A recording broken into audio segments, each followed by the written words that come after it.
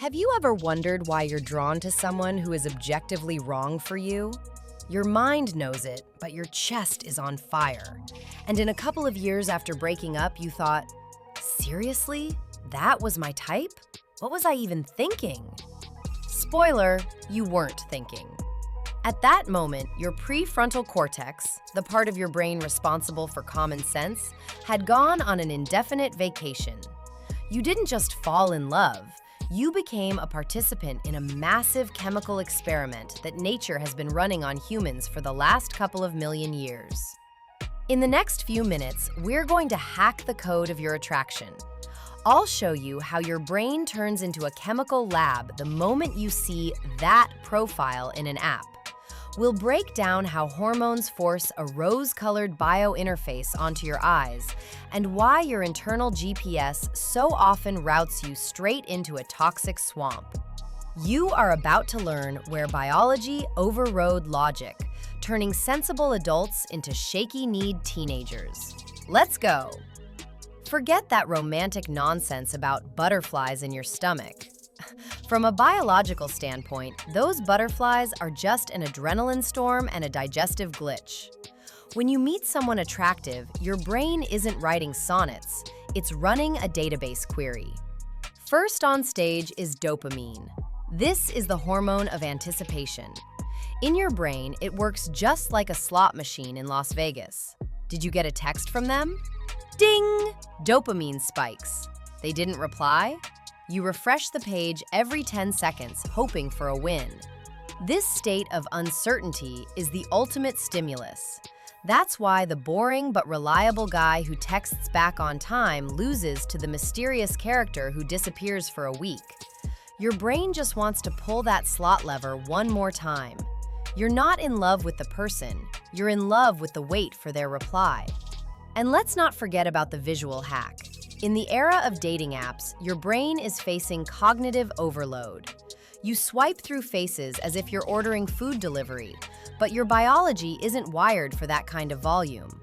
To your ancient brain, every face on the screen is a real candidate standing right there in your cave. As a result, your search for the one system overheats and starts to glitch. You fall in love with pixels, a good camera angle, and a witty bio that was probably written by a chatbot. Your brain fills in a personality where there's only a high-quality selfie. It's a digital mirage. You're chasing an image you created yourself, while the real person on the other side of the screen is just trying to look better than they actually are. Why does your partner seem perfect in the first few months, even if they eat pineapple on pizza and never close the toothpaste tube? Because nature is a very sneaky sales manager. It shuts down your critical thinking, literally. When you're at the peak of infatuation, activity in the frontal lobes, the part of the brain that handles judgment, drops to almost zero.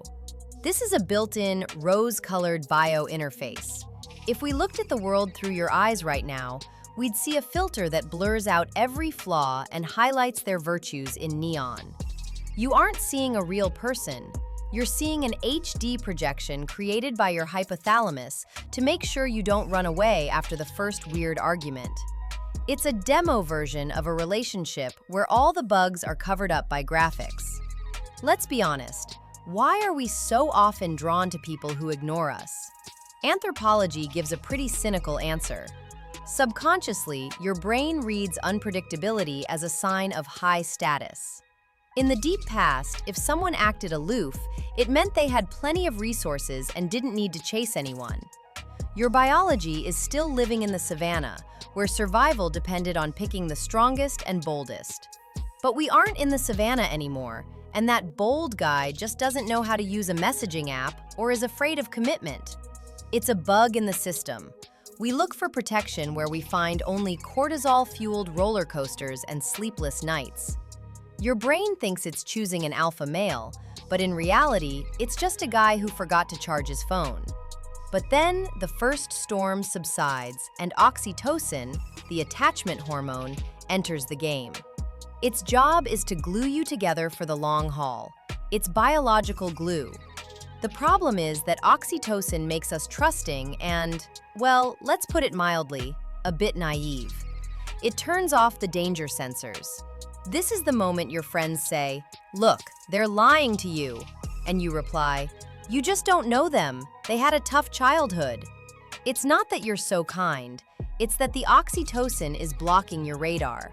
You become trapped to your own bioglue.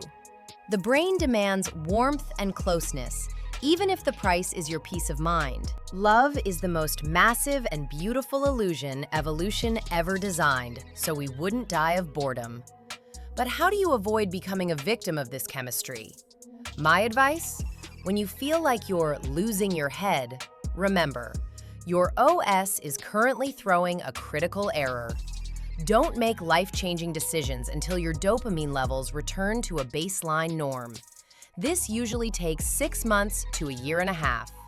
Only then will the pink interface turn off, and you'll see the actual person, with all their weird habits and unfunny jokes. If you still like them after that, congratulations! That's something more than just chemistry.